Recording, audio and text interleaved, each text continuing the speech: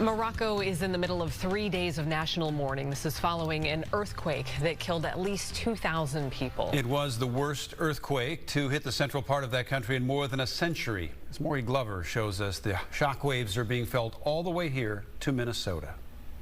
It's all done, all gone.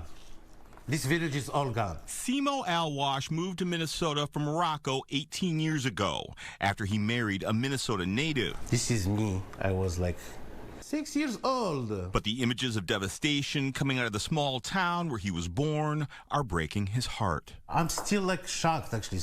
It's been like 3 days now and got a good sleep. The feeling is bad. When you see that, you just look at that thing and you say, oh my God. Alouach says his older brother was visiting his parents in Amiz at the foot of the Atlas Mountains when a 6.8 magnitude earthquake hit just before midnight on Friday night.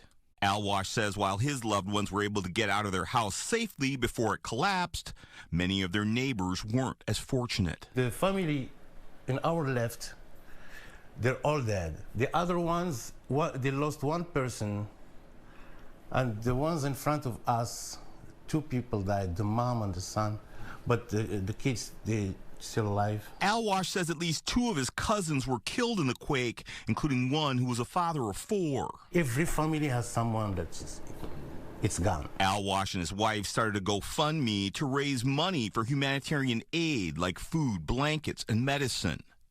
He says some of the affected villages are remote, and rescuers are having a difficult time reaching them. Some of them, they are making their own shelter, like a tent. Yeah, but it's still outside, like homeless.